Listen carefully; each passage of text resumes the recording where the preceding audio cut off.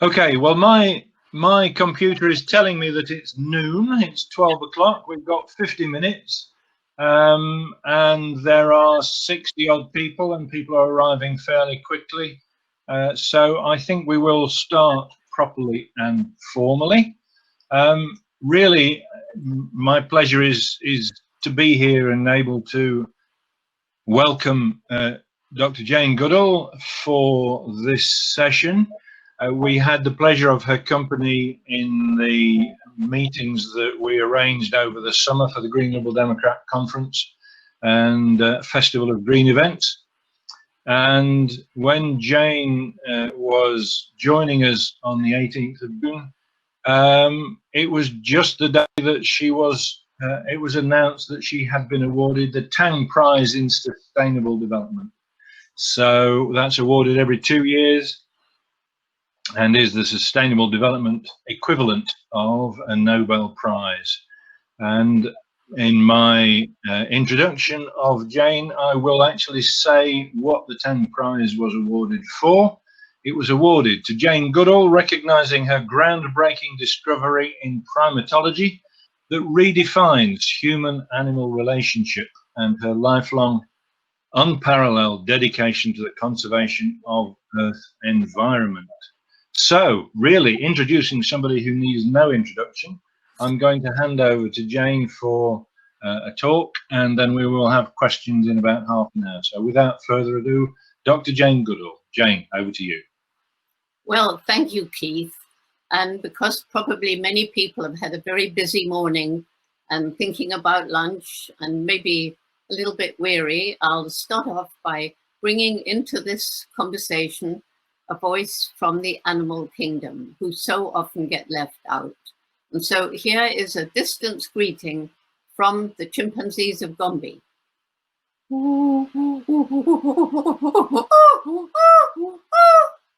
That simply means, this is me, this is Jane. And so I thought this was a good way to start. Well, as we all know only too well, right now we're in the, well, still probably in the middle of a pandemic that has caused immense suffering, loss of life, loss of jobs, economic chaos around the planet. And the tragedy is that to a large extent, we have brought this upon ourselves by an absolute disrespect of the environment and animals. We destroy habitats. This means that some animals get pushed into closer contact with people. And sometimes this can lead to an opportunity for a pathogen like a virus or a bacteria to jump from an animal to a person, where it may form a new so-called zoonotic disease. And we hunt animals, we kill them, we eat them, we shoot mothers to take babies to sell them for training for entertainment or as pets. We traffic them, we send animals or their parts around the globe. We send animals from different parts of the region or even different parts of the world to the wildlife markets in Asia, the bushmeat markets in Africa, and also the international, mostly illegal trade in pets of exotic animals. And in the wildlife markets of Asia, it is thought that this pandemic began. The conditions in which the animals are sold in these markets for food, for pets, for medicine are usually horrific, very cruel, and it's perfect opportunity for, in this case, the COVID-19 virus, which was a virus hopping from an animal to a human, forming this new COVID-19 disease, unfortunately for us, very contagious and spreading around the world. But it's not just in Asia. HIV/AIDS, that horror, began with eating chimpanzee meat in the bushmeat market in Africa. MERS began from domestic camels in the Middle East. And we must not forget the intensive farms where billions of animals are raised in horrific conditions for us to eat: cows, pigs, sheep, and masses of poultry. And here again, many new diseases have started when a pathogen jumped from an animal to a person. And so what I want to say at this point is that I spent many, many years studying chimpanzees. It was a dream come true. I dreamed of going to Africa and living with wild animals and writing books about them when I was 10. Had huge support from my mother, who told me if I really wanted this, I'd have to work really hard.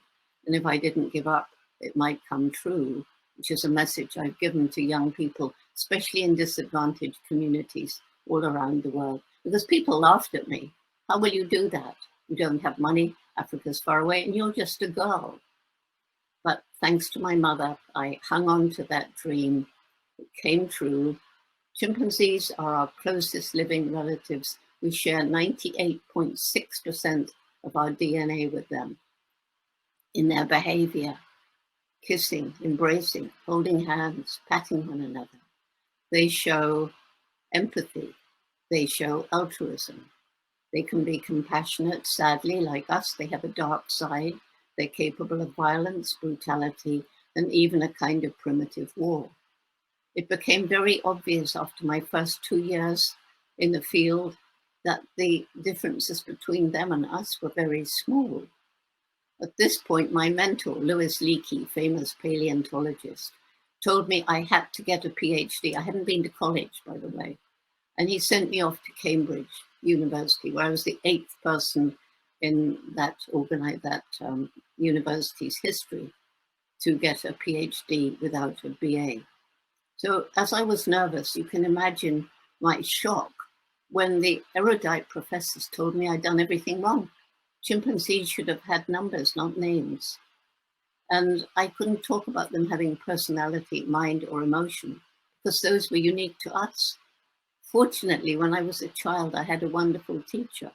And he here is my dog, Rusty. He taught me that in this respect, the professors were wrong. And because of my descriptions about the behavior of chimpanzees, my first husband, Hugo van Lauk's film that took this behavior onto people's screens around the world, and because of the increasing understanding of the biological similarity, science had to come out of this reductionist box and admit that we are not the only beings on this planet with personality, mind, and emotion, and we are part of and not separated from the rest of the animal kingdom. So this opened the door to understanding better other animals. And we now know today that so many different animals and birds are sentient beings. They have feelings, sometimes similar to ours, of happiness, sadness. They can all feel pain and fear.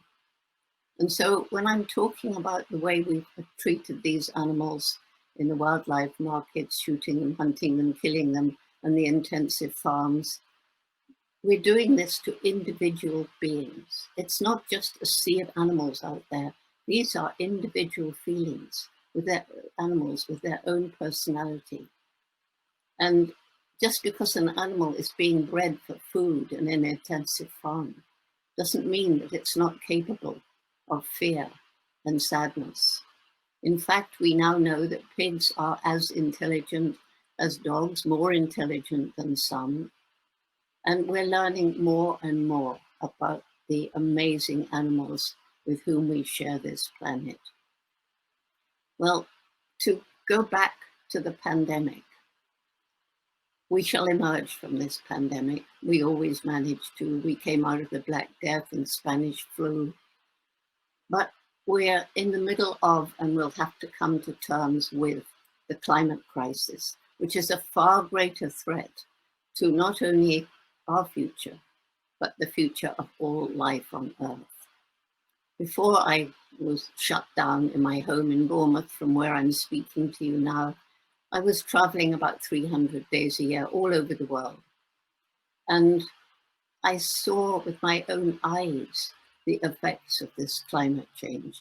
I stood in Greenland and watched the ice cliff melting, great icebergs crashing down into the ocean. This was where the Inuit elders I was with told me that even in the height of summer, the ice used not to melt. And this was early spring. I met people who'd had to leave their island homes because at high tide, they were no longer habitable because of rising ocean levels. I've talked to people whose homes have disappeared into the ocean. And we all know about the increased really bad hurricanes. The hurricane season this year in parts of the world is probably going to be the worst in history. The wildfires last year, Australia was devastated, losing homes, billions of animals dying. And now these fires are raging throughout Western United States. I talked to a friend of mine there last night, and he said, it looks as though most of the vineyards in the Great Napa Valley, where so much good wine comes from, will be burned.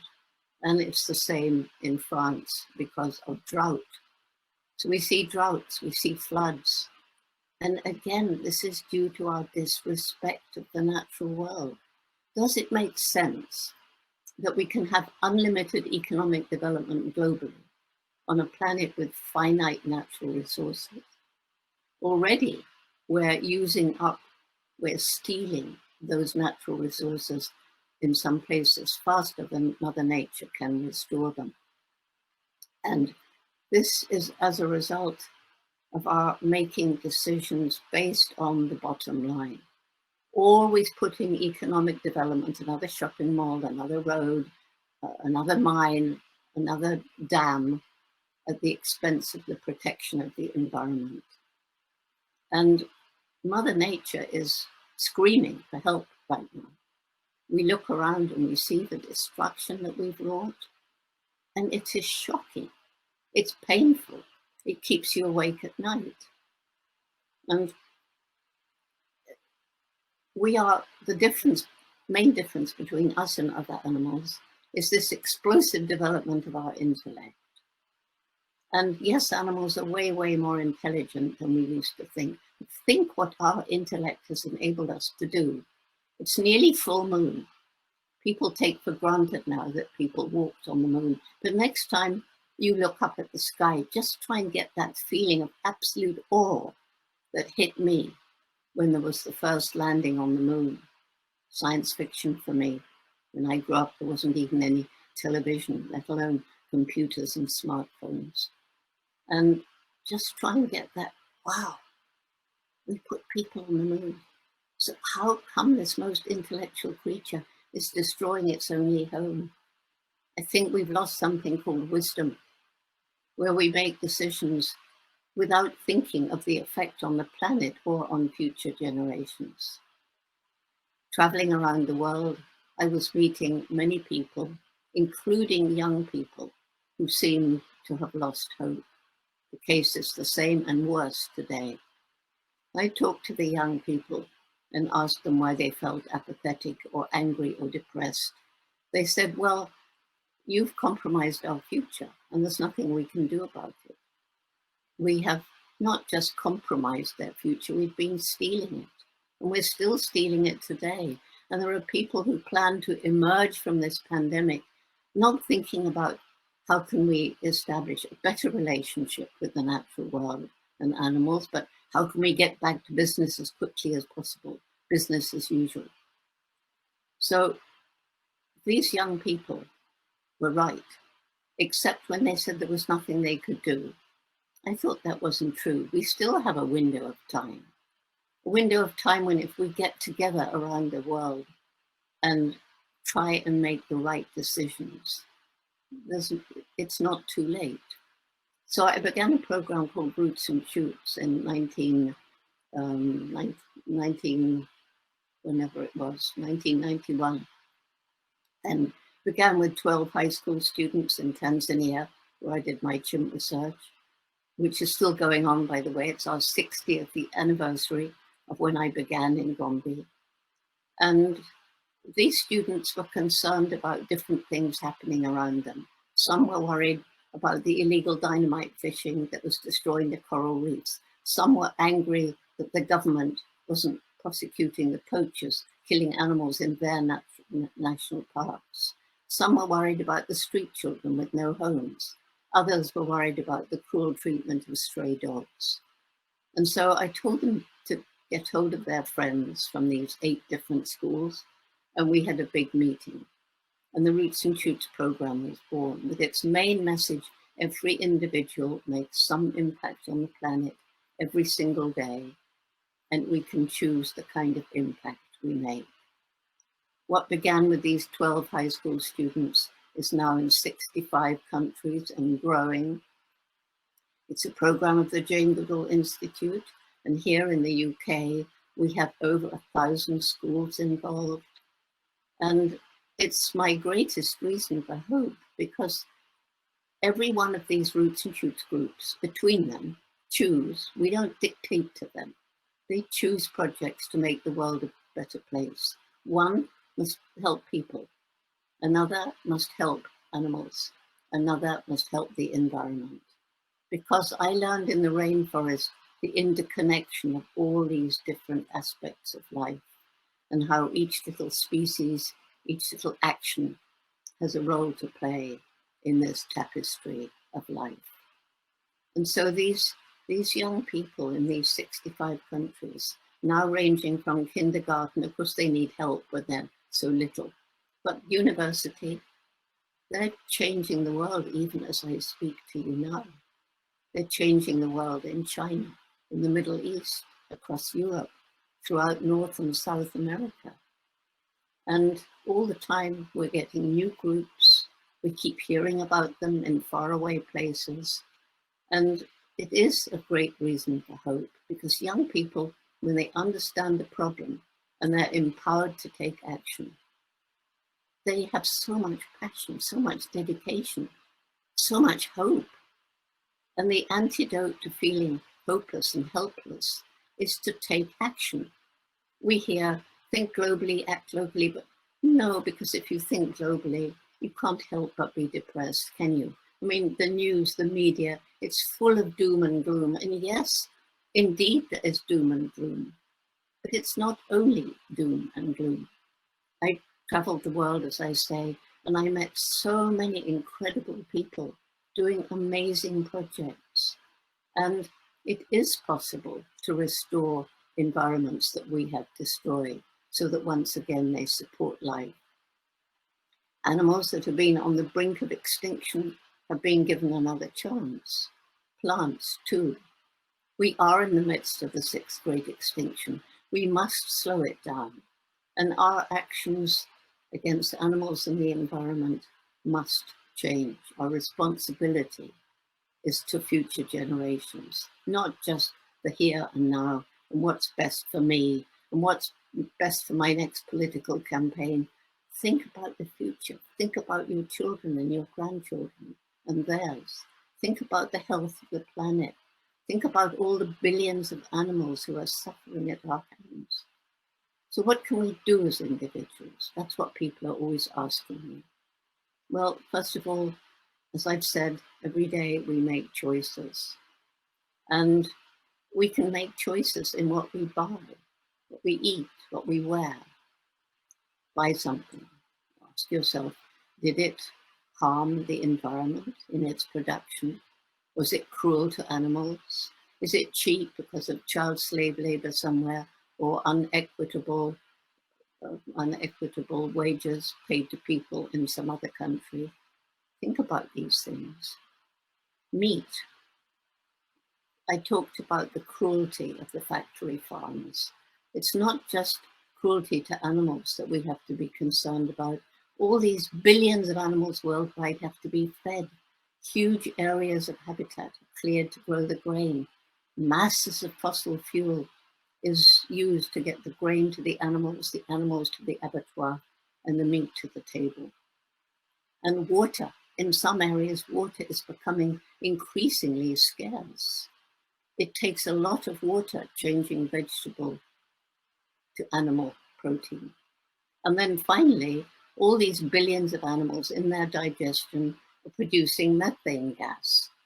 We know that fossil fuel emissions are causing these greenhouse gases. It's the main gas, carbon dioxide, CO2, but methane is another very, very virulent greenhouse gas.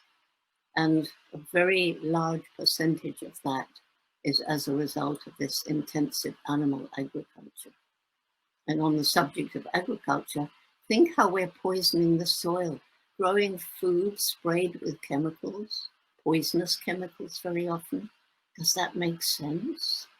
Yes, you might be able to grow a bit more food, but if you're poisoning people at the same time, it doesn't really make sense, does it?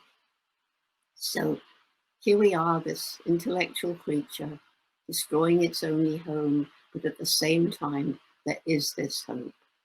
The resilience of nature, places we've destroyed, as I've said, can be given another chance. I left my paradise of Gombe in 1986 when I realized that right across Africa, chimpanzee numbers were decreasing and forests were being destroyed. And I felt I needed to go and try and see for myself. So I got together a bit of money. I managed to get to 6 chimpanzee range countries where they were by then being studied. And I learned a lot about the plight of the chimps, how they faced the destruction of their habitat as human populations increased and as logging companies and mining companies came in from outside, and how they're subjected to all our human contagious diseases. And I also learned about the plight of so many people living in and around chimpanzee habitats, the crippling poverty, the lack of good education and health facilities, the degradation of the land. And it came to a head when I flew over the tiny Gombe National Park, where we're still working after 60 years studying the same groups of chimpanzees. It's only about 100 there now. To my shock, this little national park, which in 1960 was part of the great equatorial forest belt that stretched right from western East Africa to the west coast, was now a small island of forest surrounded by virtually completely bare hills, the only trees left on the really steep sides of the valleys. And it was clear there were more people living there than the land could support, and they were too poor to buy food from elsewhere. And that's when it hit me. If we don't help these people find ways of living without destroying their environment, we can't even try to save the chimps. And so the Jane Goodall Institute, JGI, began our program, Take Care Utukari, a very holistic program. There's no time to go into it now, but it first of all addressed what the people told us they needed most. And it wasn't a bunch of arrogant white people going into the 12 villages around Gombe. It was local people selected because they'd had some experience in agroforestry or education or health. And so we began by helping the people restore fertility to the overused farmland without the use of chemicals, by the way, and working with the Tanzanian government to improve the education and health facilities. And then as the people came to trust us, because they lost faith in many of the NGOs who came in basically to write a PhD or something and then left, we stayed. And this began in 1994, and we're still there. And it's been so successful. We've now introduced up-to-date, cutting-edge technology of satellite imagery and all these technologies that I don't really understand, but I do understand how useful they are, GIS, GPS. And this has helped the people plan out their land use management. And from each of what is now 104 villages throughout the whole chimp range in Tanzania, the villages provide volunteers who learn how to use smartphones.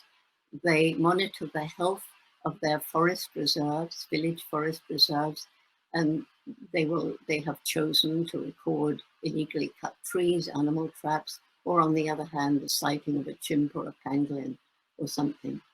And this gets uploaded into a platform on the clouds. And they're very proud of this. And it's incredibly important because most chimps in Tanzania are not protected. They're in these village forest reserves. Now, the people have understood that protecting the forest is as much for their own future well-being as it is to protect the animals. They have become our partners in conservation. And we've introduced roots and shoots in all the villages where we work. The program has now spread to 6 other African countries with plans to spread it further because it works. Because it works. So the hope is the energy of youth, the resilience of nature, how we can prevent an animal from becoming totally extinct if we get together and really try and give that animal another chance. But we've got to tackle 3 major problems first. I talk about making ethical choices every day. If you're very poor, you cannot do that. You're going to cut down the last trees because you're desperate to grow more food or to make money from charcoal. You're going to fish the last fish because you've got to feed your family. If you're in an urban area, you're going to buy the cheapest junk food because you can't afford anything else. You can't afford to ask those questions about whether it's been ethically produced. And so we have to do something about poverty, which is what we're trying to do in Africa and also through our Roots and Shoots program.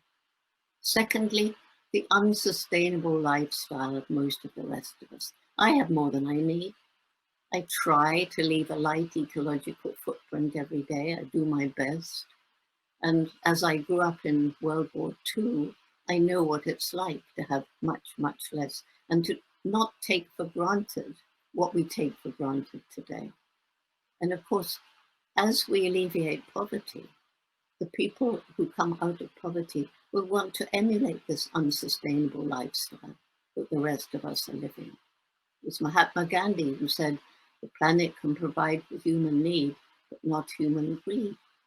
And on top of all of this, we have a growing population. 7.2 billion of us today.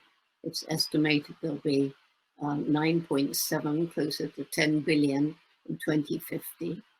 And with people rising out of poverty, what's going to happen? Fortunately, and this is from our work in Africa, once women's education improves, and we do provide scholarships for girls, they don't want the large families they used to have to help them farm the land. They want to educate their children. And they have received with open arms family planning information. We don't give it to them. It's local people who go to workshops and they deliver it into the villages. And even men have come up and asked for vasectomies because they say, we can't afford a big family. We want to educate our children. We want them to have a good life. And so the expectation of numbers of children has dropped where we're working. And I get accused of all sorts of terrible things if I talk about population, but we can't hide from it. We can't hide from it. We have to realize that one child in an affluent society is using up to 10 times or even more natural resources than a child in a poor community. So we've got to somehow overcome these 3 problems. But then my final reason for hope, the indomitable human spirit. Just think of the people you know who tackle things which seem impossible to solve and they won't give up. Think of the people you know who may be crippled by some terrible disease, and yet there they are with this indomitable spirit, leading lives that are inspirational to others. And so the thing is that each one of us has this indomitable spirit, but we don't always realize it. We don't let it grow. We look narrowly in front of us. We're not looking at the whole picture. We're not gazing with these wise minds that we actually all are given into the future. We're not thinking about what can I do today to make the world a better place. So thank you for giving me this opportunity to share my ideas with you all. Well, Jane, thank you very much for taking the opportunity to be with us. We have at least 2 former MEPs in the audience. One of them is President Martin Horwood, who in the chat says, I hope we're recording this so we can send it far and wide on every channel we can. And indeed, Martin, we are recording this. So we will have it on the Green Liberal Democrat website as soon as possible. The first question to come from the audience, and there were several in the chat, I have been watching that as we go through. The first is a slightly gloomy question from Tony Woods. We've seen during the pandemic how quickly pollution dropped and air quality improved. If, brackets when, Homo sapiens goes extinct, how do you think the world will react? Sorry to be such a gloomy question, but you might have an optimistic answer to it.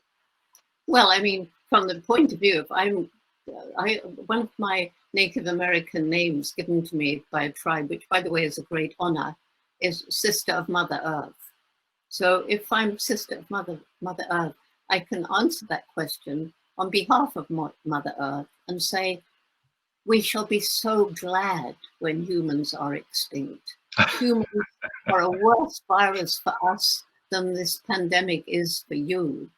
Once human beings have gone, we shall gradually build ourselves up again into the beautiful paradise we were before the fall. Okay. A little note from Catherine Beard, one of the other MEPs, former MEPs we have here, says hello to Jane. Wish we could host you again in the European Parliament, and send you her best wishes.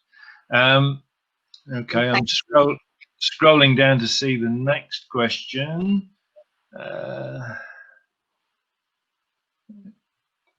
The next question is, how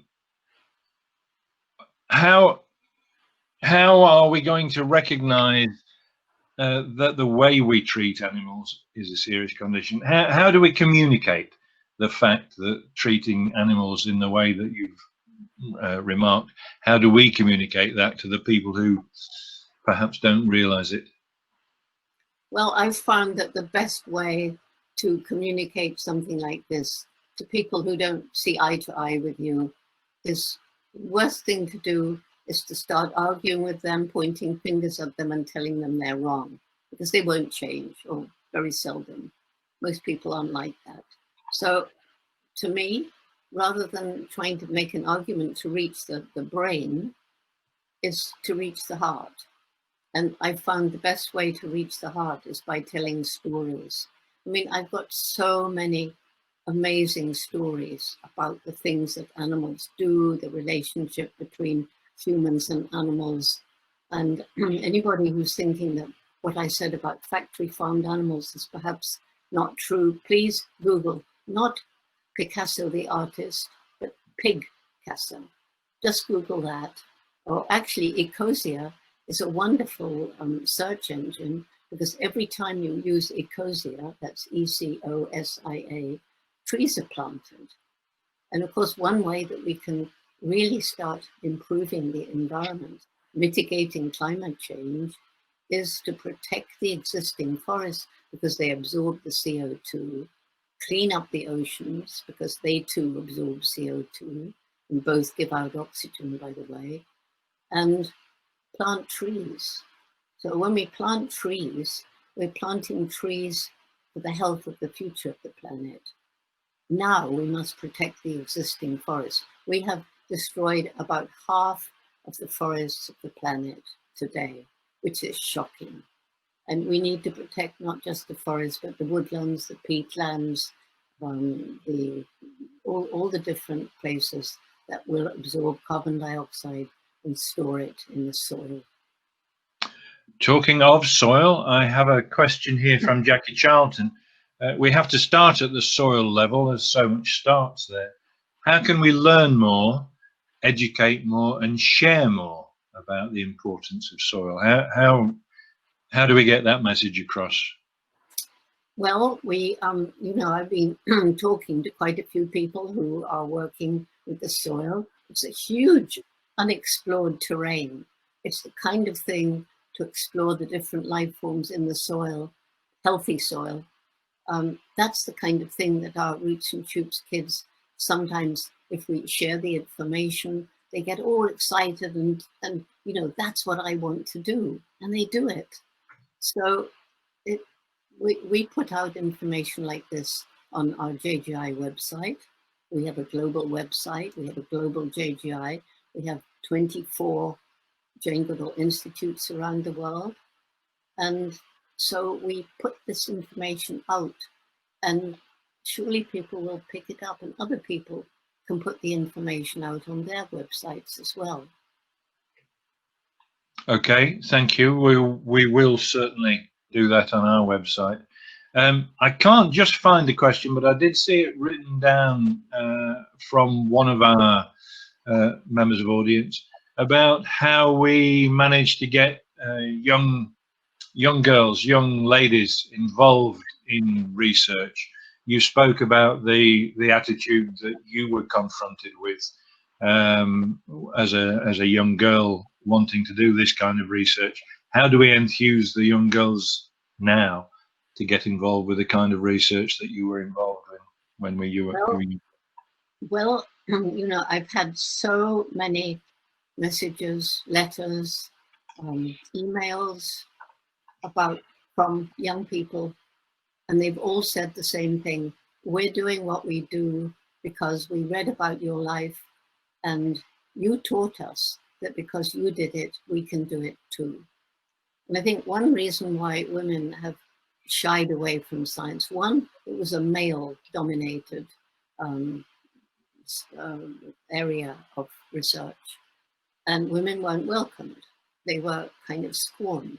Women can't do that kind of thing. Always reading stories about that, even today. And thank goodness for my mother, who told me I could do it and I should follow my dream. And thank goodness for Louis Leakey, who said he wanted somebody who hadn't been to college because he wanted somebody whose mind was uncluttered by the reductionist thinking of the time. And he wanted a woman because he felt that maybe we'd be more patient and have a better relationship with the animals. So all I can say is that I would say thousands of young women have moved into science because they read my story. So that sounds a bit boastful, but it's not meant to be boastful. It's just what people have told me, and told me again and again and again, either from coming to one of my lectures or reading one of my books. And so the other reason I think that women shied away from science is it tends, although I think it's changing, but certainly when I went to Cambridge, it was cold. It was objective. I was told you cannot be a scientist and have empathy with your subject. Well, that is so stupid, because if you have empathy with your subject, I mean, I'm watching a group of chimpanzees and they're doing something which is hard to understand. And I think about it and I feel how they're feeling. And I think, well, probably, they're feeling like I would feel. Now I can be a scientist. Now I can look at my little aha moment and say, is it true or not? So we need to have empathy. And it's this lack of empathy with our subjects that's led to so much horrendous cruelty. I didn't mention the cruelty to animals in medical experimentation, and even worse in pharmaceutical testing. What's happened to animals in both of those situations is absolutely inhumane. Yeah, I can only agree with that. One of the earliest campaigns that I remember being involved with the Liberal Party way back, even before the Liberal Democrats was formed, was about animal testing in cosmetic area, and that has changed. We have cut back a lot on that, even though I think it still goes on a little bit. Okay, we have another question from Sally Povolotsky.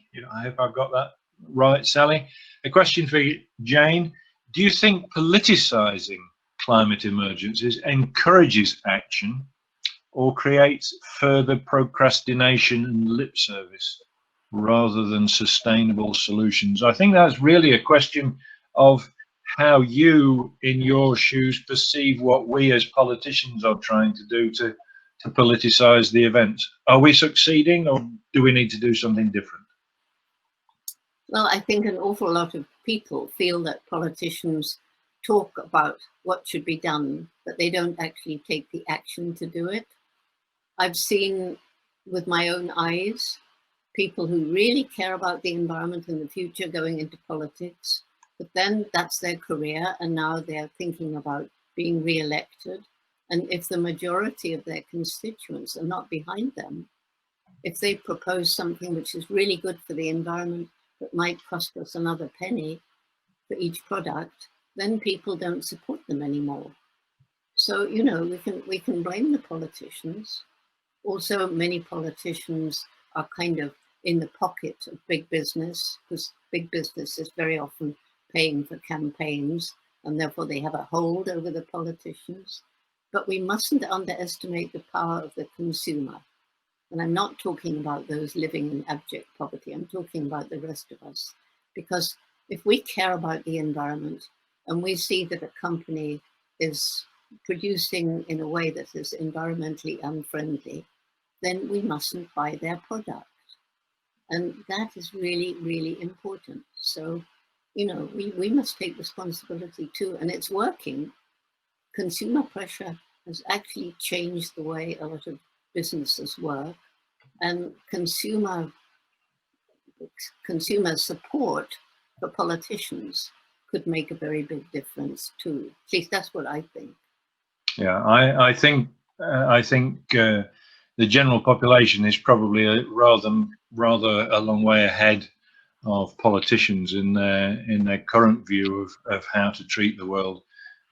We could do with a bit of listening to the way people have expressed their views just recently.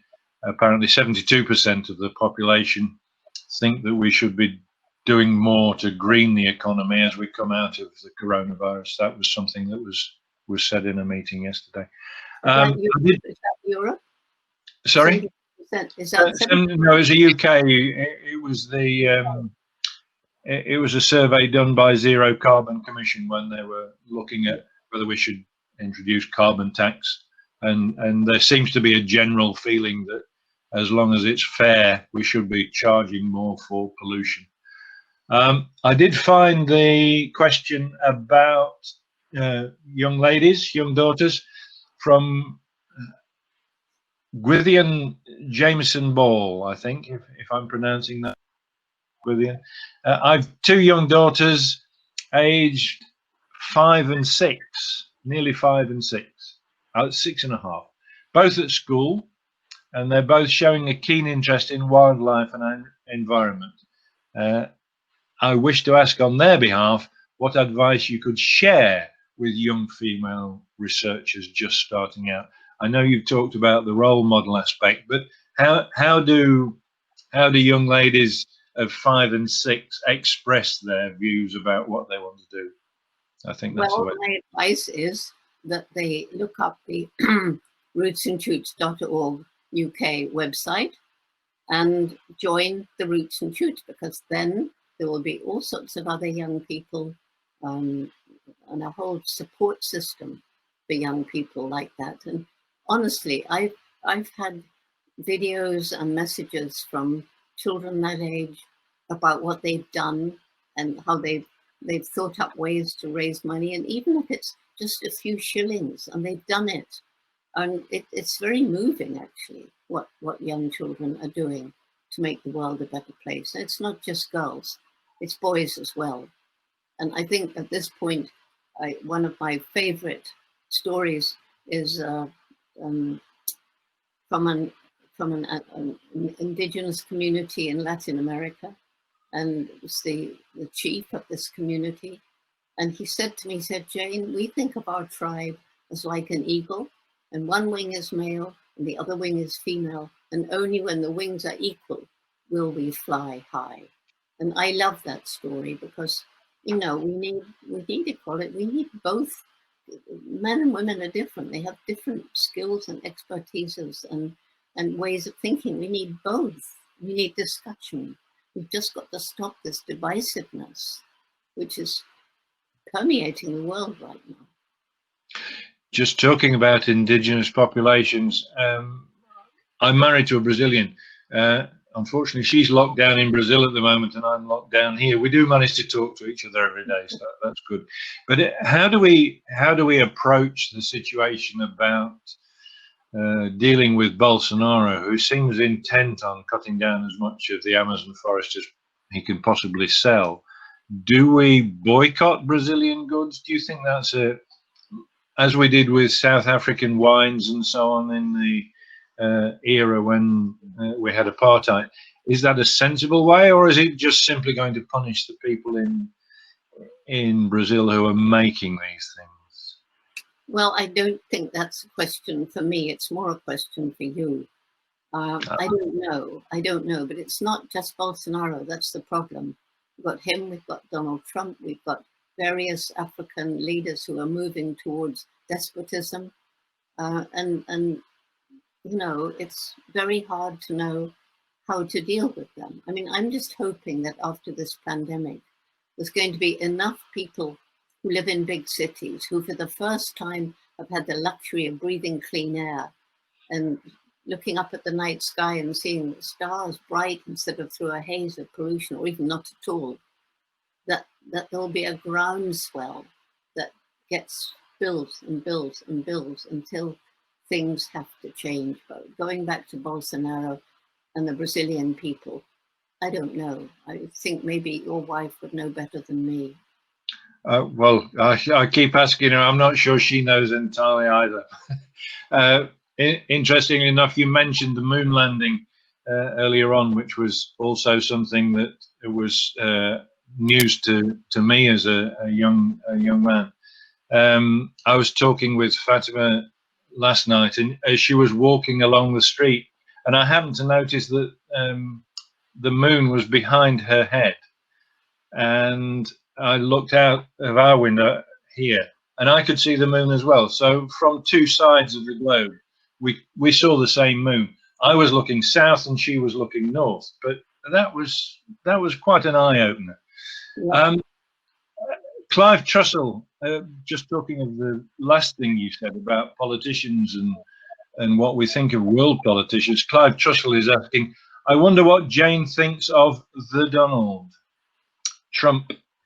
Have you a view that you can say without being very rude? Well, as you know, and I think the whole world is fearful of the November election in the US coming up. And so we have to be apolitical, being an NGO. However, a message goes out from us, and especially from me, saying, first of all, it's really important to vote. Secondly, before you cast your vote, think about the environmental platform of the person you're voting for. Do they care about climate change? Do they listen to science? Do they care about the environment? Do they care about the future of their children? Only then cast your vote. Well, we will make sure that when this is recorded onto the Green Liberal Democrat website, we will pass the message to all of our contacts in the United States and hope they will see it as well. There are 143 people here in the room, according to the details on my screen. And somebody has just made a note in the chat that that's about 1/6 of the whole number of people here in the conference altogether. So that's a pretty good turnout. Somebody else has complained why the other 5-6 weren't here, but we'll have to ask them later. Is there another question for Jane in the chat that I haven't seen? Because we are now getting to the last few minutes of the session. So if there's anybody else wants to ask a burning question, please put it into the chat now, and I will pass that on to Jane. In the meantime, I'll tell you one more thing about Roots and Shoots while they think of Please their last. do, yeah. And that is that although it wasn't planned at the beginning, the program has, as much as possible, brought young, especially the older ones, together from different countries. It's usually virtual. Even before the lockdown, it was usually virtual because of money and everything. And as a result of this virtual or actual face-to-face meeting, young people have come to understand that far more important than the color of your skin or your culture or even your religion is the fact that we're all human beings. And it's really made a big difference. So we're pretty excited right now. We're growing a very strong groups of Roots and Shoots in Israel and starting in Palestine. And it's okay, if you aim for the stars, you might reach the moon. If you aim for the moon, you might reach the top of Everest. So I like always to aim for the stars. So my dream is of a group of young people who truly understand we are one human family, who understand, yes, we need enough money to live, but we shouldn't live for money unless it's to make the world a better place. And I think we need a new definition of what it is to be successful. Must be tied up with accumulating wealth and material goods. Isn't it enough to have a life where you have time to, as they say, smell the roses, be with your family, do things you love to do, have enough, but not always be motivated by greed? Yes, indeed. In fact, we had one of our fringe sessions over the conference has been about well-being and talking about the quality of life. Jason is just reminding the audience, if anybody wants to join or help the Green Rebel Democrats, email him. The email is put in the chat there. Question from David Cowdery. Jane, you were one of my inspiration. Whoops, I've lost it. It's gone all of a sudden. And I can't get it back. Jane, you were one of my inspirations to work with mountain gorillas in Rwanda and had 12 very happy years as WWF and 5 more at IFAW. What are the most at-risk habitats in Africa at the moment, and what can we do to help? Well, I can't answer that. I don't know. I mean, so many habitats are at risk, and all the time new risks are coming up. I mean, I just heard this morning that Total is planning to make some kind of pipeline across Africa, destroying, fragmenting various habitats. And so I can't pick on the worst, but climate change is affecting them all. And we fight and fight to save the Gombe forest. But if really the droughts continue and get worse, then the forest will turn into eventually savanna. And whether or not the chimpanzees survive will be another matter. But almost every country in Africa has areas, habitats that are endangered from one reason or another. And a question from me. Chairs don't often have the freedom to ask questions when there are so many questions in chat. One of the things that has been apparent from all of my involvement with the environment way back from 1971 onwards was that you referred earlier on to it about the world population level increasing, and clearly we are more of a danger in the West, where we use a lot more goods per person. But how do we tackle the issue of population without it becoming such a controversial issue in terms of people complaining about the sort of people they don't like having children? How do we do it in a way that isn't going to be divisive, I suppose, is my question. Well, I think, first of all, set out the facts. Don't take a side. just say, we have so many now, we shall have so many then. We're raising people out of poverty as fast as we can. And if they all emulate our lifestyle, what's going to happen? And always stress how it is us who are having the most divisive effect on the environment. But as other people move out of poverty, they'll want the same. So what's going to happen? So rather than saying we've got to do this and that and the other, you know, have fewer children, just lay out the facts. Say, what do you think about this? What's your solution? What's going to happen? What should we do? Yes, we need to be asking that question of all of the people in the audience. We're really close to the end of our session now. I've been privileged to have a conversation directly with you, and I hope our audience have been enjoying the chat that we've been having. I would like to thank you very much, Jane, and what I'd like to see perhaps in the chat is lots of applause, applause, applause, because that was absolutely superb and brilliant. Thank you very much indeed. Well, thank you, and I hope everybody listening gets their children involved in Roots and Shoots, because it makes such a difference. That's the only reason I say it. We don't make money out of it. Okay, thank you very much. Thank you, and goodbye to the audience. Thank you, and goodbye. Bye. Bye, everybody.